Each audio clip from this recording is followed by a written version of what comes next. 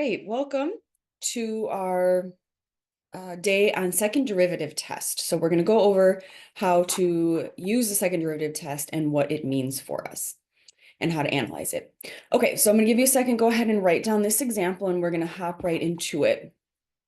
So the first step on the second derivative test is we are going to find the critical points. So if you remember how to do that, we need to find the first derivative. And then we need to set it equal to 0 and solve for x. So we'll find the first derivative of this function, which the derivative of 5 is 0. And then the derivative of 3x squared is going to give me 6x minus 3x squared.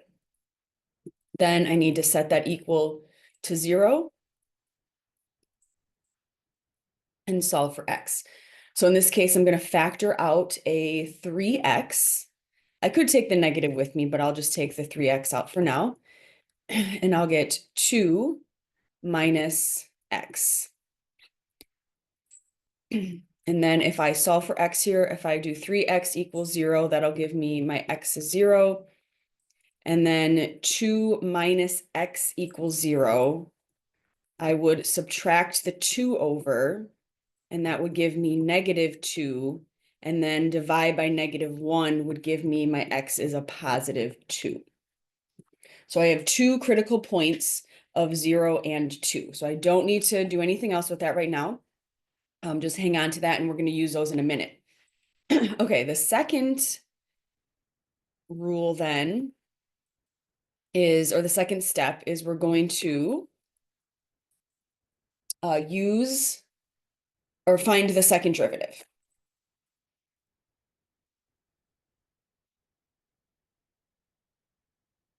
Okay, so we'll use that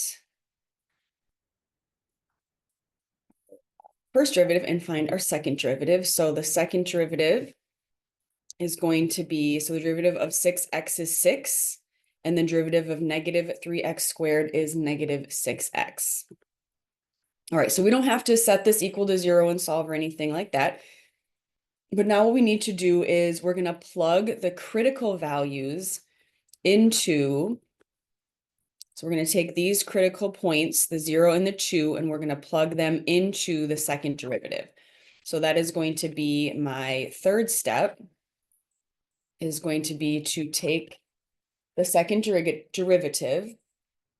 So plug in the critical points that you found in the first derivative, and then plug it into the second derivative. So plug in the critical points into second derivative. Okay, so if I do that, I'm going to plug in 0 into this, so that'll be, so the derivative of, the second derivative of 0 is going to be 6 minus 6 times 0, which will give me 6. And then if I plug in 2 into this, so the second derivative evaluated at 2 is going to give me 6 minus 6 times 2. So that gives me 6 minus 12, which is negative 6. Okay, so right now we have done all the math that we need to do, and now we need to analyze what these two values mean. So I'm going to go to the next screen.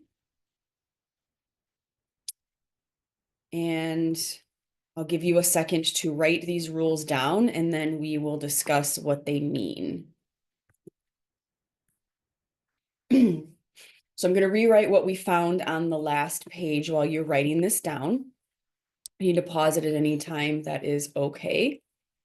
So we found the value of the function at 0, the second derivative. When we plugged in 0, we got a 6. And we found the value of the second derivative at 2 is equal to negative 6. Okay, so here are our rules. So CV stands for critical value. So if you plug in the critical value into the second derivative and the value is greater than 0, that means that we have a relative minimum at that point. So here we had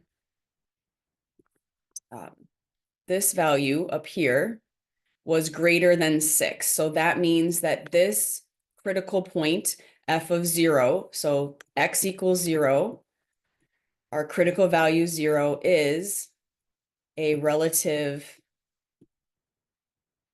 minimum. And I'll go over why in a second. It's a relative minimum. Okay.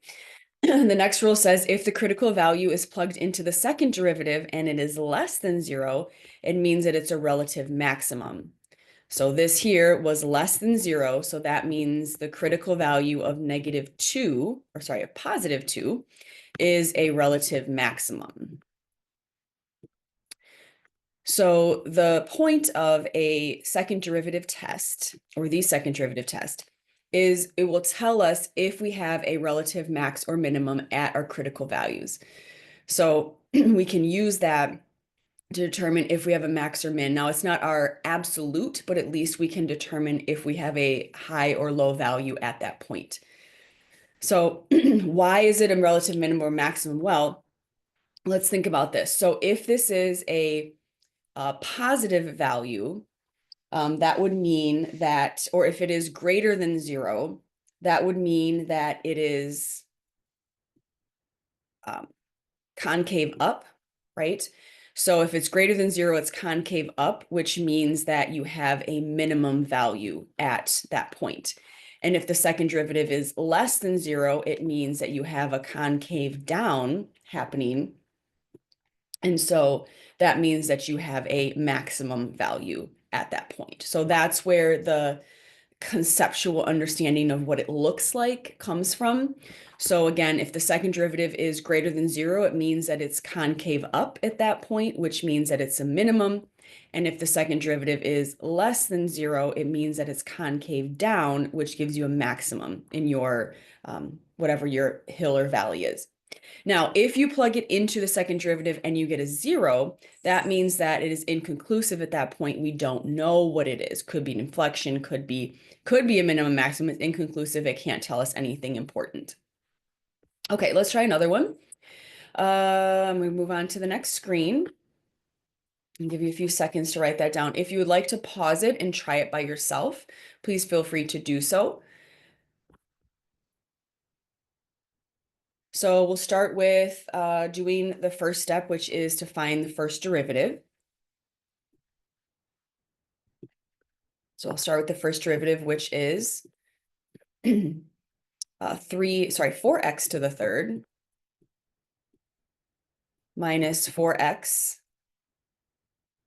And then I'm going to set that equal to 0 and find my critical values. I'm going to factor out a 4x. That'll give me x squared minus 1. And then I can factor that again into x plus 1, x minus 1. It's a difference of 2 squares.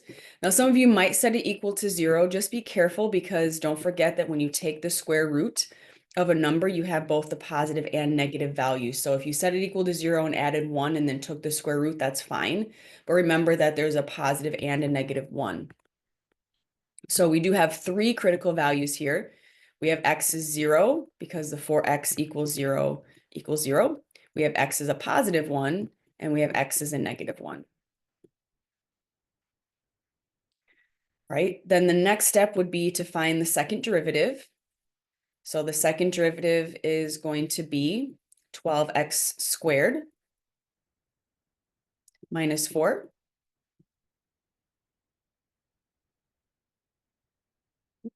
Minus 4. All right, now step 3 is to take those values and plug them into. So we're going to take these 3 and we're going to plug it into the second derivative. So the second derivative at 0 would be 12 times 0 squared minus 4, which is going to give me negative 4. Okay, and because that is a negative number, we learned before, if it's negative, that means it's concave down. So we have a relative max. So at 0, at x equals 0, that's how you want to write it. At x equals 0, you have a relative minimum. I'm sorry, relative maximum. It's the highest point. Okay, next we'll plug in the 1. So your value of the second derivative at 1 is going to be 12 times 1 squared minus 4. So that's going to give me 1 squared is 1 times 12 is 12 minus 4 is going to give me an 8. And if it's an 8, if it's positive, that means that it would be concave up, which gives us a relative minimum. So at x equals 1, we have a relative minimum.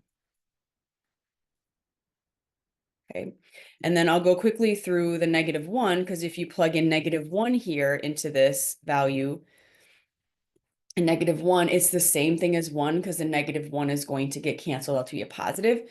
So at -1, you're still going to get an 8, which is the same value here. So x equals -1 means that we would also have a relative minimum here. Okay, so that is what the second derivative test does for you, and that is how you perform it. I'm going to go through one example to show you what it's like if you have an inconclusive result. So I'll show you that one, and then we will be done. I'm not going to go through all of the steps for that one, though, so I'll let you do that by yourself, and then if you need help, you can let me know. So let's go on to the next page here, and I will give you a second to write it down and go over your answers or try to solve it by yourself. Give you some time. If you need to pause it, go ahead. And then I will go through it quickly with you.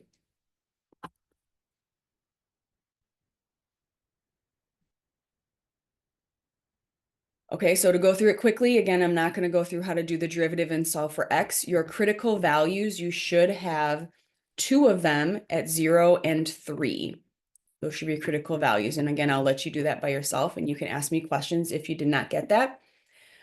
Then when you plug it into the second derivative, your second derivative is 12x squared minus 24x. And so what happens is when you plug in the 0 into this, you're going to get 0. So x equals 0 is inconclusive because if it's 0, we don't know what's happening. Okay, so you would write at x equals 0, you are inconclusive. Then if you plug in the 3 into this, 12 times 9 minus 24 times 3 gives you 24. And so since it's positive, it means that it's concave up. Oops, concave up, which gives you a relative minimum. So at 3, you have a relative minimum. All right. That is it for your second derivative test. I will see you in class tomorrow. Let me know if you have any questions.